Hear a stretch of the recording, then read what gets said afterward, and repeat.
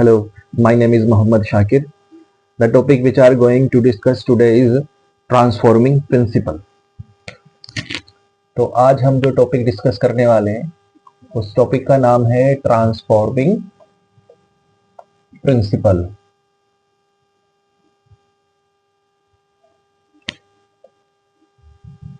ये जो टॉपिक है ये क्लास 12th के chapter molecular basis of inheritance से लिया गया है और ये वेरी इंपॉर्टेंट जो है टॉपिक है एग्जाम के एतबार से, चाहे वो बोर्ड एग्जाम हो या नीट का एग्जाम हो।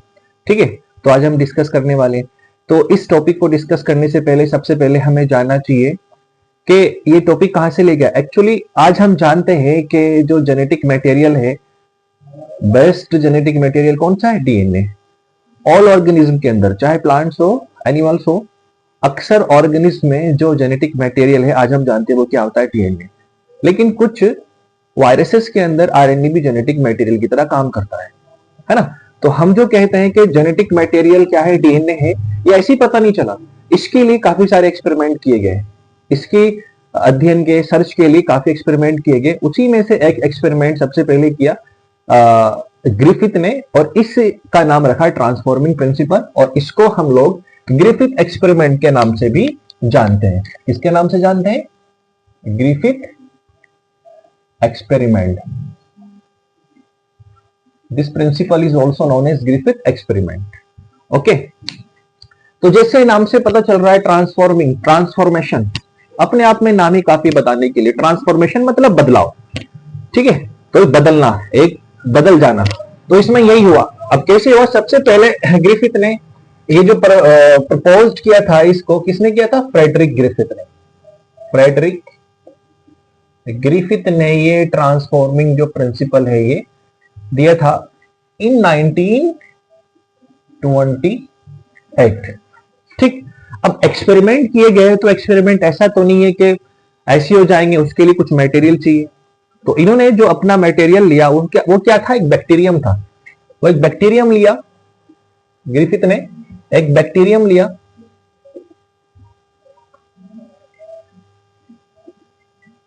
और उस बैक्टीरियम का नाम था Streptococcus. Streptococcus pneumoniae. Streptococcus pneumoniae ये एक बैक्टीरिया है and it is responsible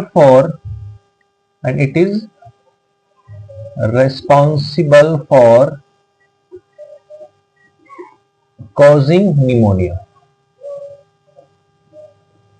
pneumonia cause करता है स्ट्रेप्टोकोकस निमोनी जो बैक्टीरिया है। किसके लिए रिस्पॉन्सिबल होता है?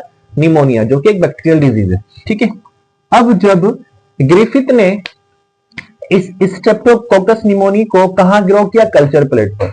When grow on culture plate. ठीक है, तो यहां से कितनी कॉलोनीज मिली? 2 कॉलोनीज ऑब्टेन की ग्रिफिथ ने। कितनी कॉलोनीज मिली? 2 कॉलोनीज। एक कैसी थी? Smooth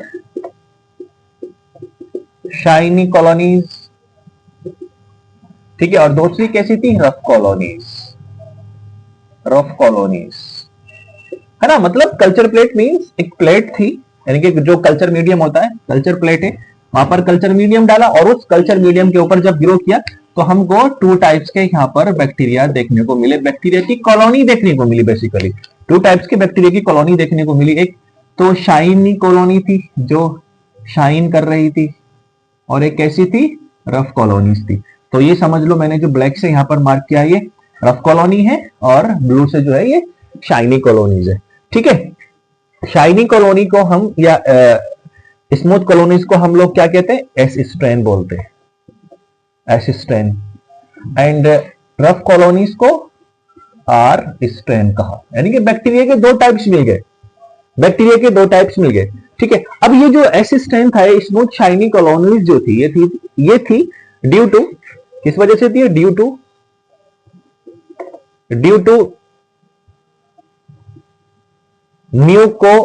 mucus coat.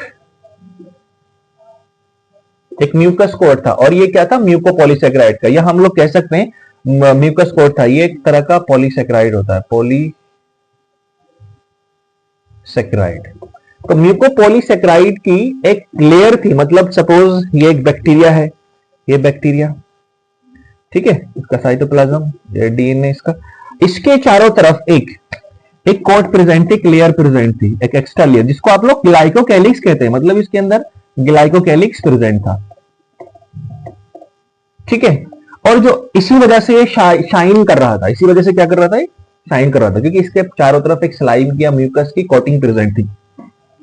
ये वाले जो बैक्टीरिया थे आर स्ट्रेन कॉलोनी में, इसमें कोई भी म्यूकस की स्ट्रेन, मतलब इसमें म्यूकस पॉलीसेक्राइड की लेयर नहीं थी इनके चारों तरफ, मतलब ग्लाइकोकैलिक्स यहां पर एब्सेंट था। ओके, तो टू टाइप्स के बैक्टीरिया जब देखा गया तो ये आर स्ट्रेन जो थे, ये आर स्ट्रेन कैसे थे, ए वायरुलेंट, कैसे थे ये, ए वायरुलेंट या नॉन वायरुलेंट, मतलब नॉन पैथोजेनिक,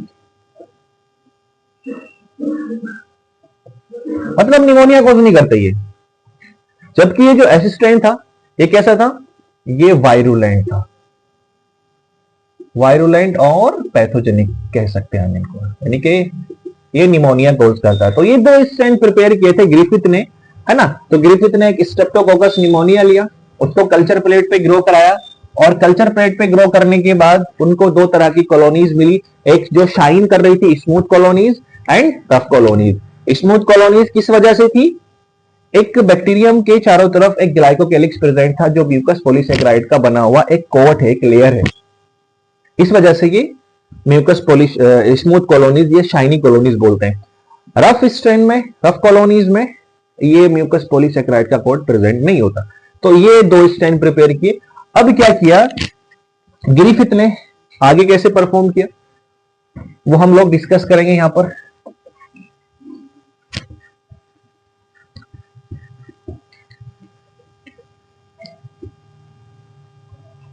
ओके, तो सबसे पहले ग्रिफिथ ने अपने एक्सपेरिमेंट में क्या किया, पहला एक्सपेरिमेंट ग्रिफिथ ने आर स्ट्रेन लिया, आर स्ट्रेन सिरिंज के अंदर लिया, and then this R strain जो कि कैसा है बेटा, ए वायरुलेंट, मतलब नॉन पैथोजेनिक है, डिजीज नहीं कॉज करता है। इसको किसमें इंजेक्ट कराया, माइस में, इंजेक्टेड इनटू माइस। क्या हुआ, माइस जिंदा रहा, माइस सर्वाइव, माइस लाइफ। दूसरे केस में क्या किया, आइसोस्टेन लिया, आइसोस्टेन कैसा होता है, वायरुलेंट, निमोनिया कॉज करता है, एंड दिस आइसोस्टेन injected into mice, injected into mice, ठीक है। अब क्या देखा, माइस डाई, माइस डाई, मर गया माइस।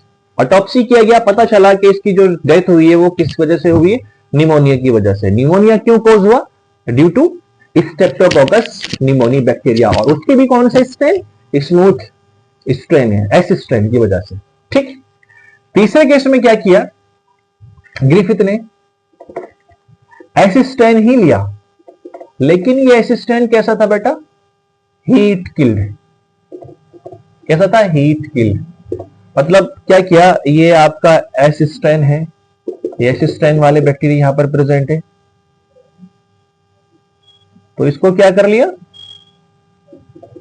पहले हीट किया, तो हीट करने के बाद में फिर इसके सिरिंज के अंदर सिरिंज के अंदर लिया, then injected into mice, injected into माइस, माइस सर्वाइव, माइस मरा नहीं, माइस सर्वाइव किया।